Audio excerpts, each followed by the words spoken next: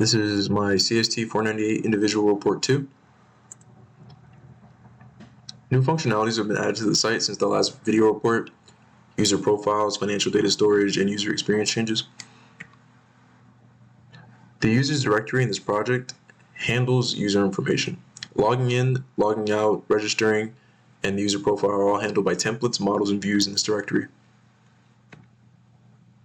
Login.html. This is the template for the login page of the site. It inherits from the base.html like almost all of the other templates do, and this is the first use of crispy forms to style user input fields. Logout.html. This just takes the user to the home page and displays a logout message. It's very simple, but very effective. Register.html. This template handles user registration. The first view in the views.py of this module is used for handling the display of the registration form and cleaning user input.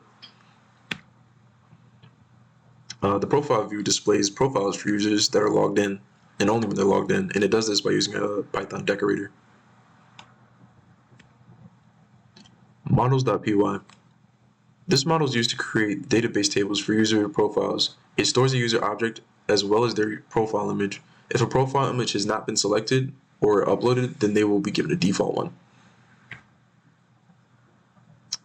I need to create a file to define the elements of the HTML forms used in this project, and that's where forms.py came from. Django is great for this because it allows me to create great looking forms really quickly. This file is used to create profiles and save them as an element of the user object. Django is a pre-built admin page, and it can be used to view the stored data for various models. Newly created web applications need to register their models in admin.py in order for them to be viewable in the admin page, and we'll see that a little bit later during the demonstration. The predictions module. The prediction web application handles the primary functionality of the website. It is responsible for collecting financial data, storing it, and making predictions about the state of a business based on them. This is the HTML template for the financial data form. It's very simple. The enter data view handles the rendering of the financial data.html template. Models.py. This file contains the financial data model for the financial data template. It declares the data fields to be stored alongside the financial information in the database. This is probably the longest model I've written for this project so far. The forms.py in the predictions web app defines the fields for the financial data in the HTML template. Media. So all the media files for the website are stored in the same place. This is where all the profile pictures in the site, including the default, can be found. The site needs more work. I'm working alone currently, but I'm optimistic about the prospects for improvement. And we'll continue on to the demonstration of the website. So I've already activated the Django virtual environment. So I'm just going to go ahead and run the server.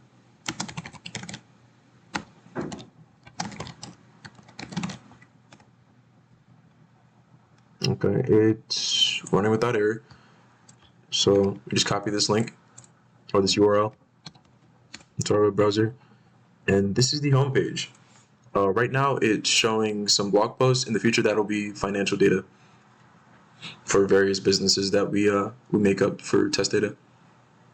The about page is still the same. The profile.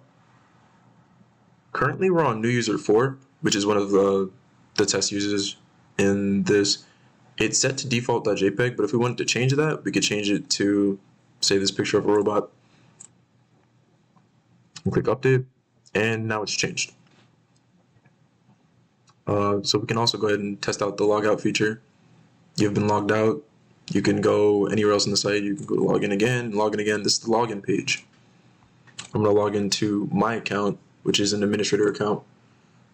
And you can see that my profile picture actually shows up with the post that I've created. Let me go ahead and change our picture again. And it's displayed next to our posts on the home page.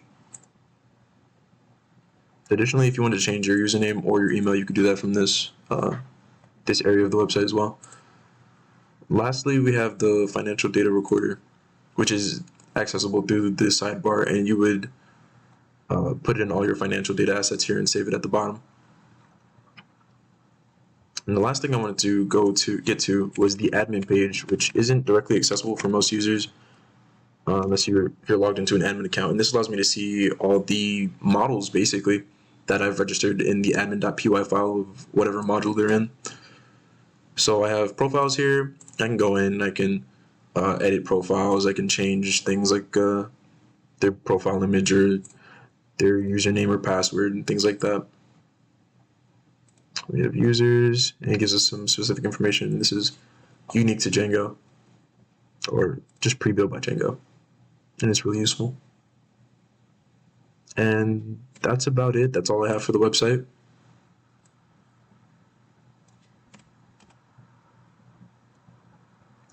Yeah.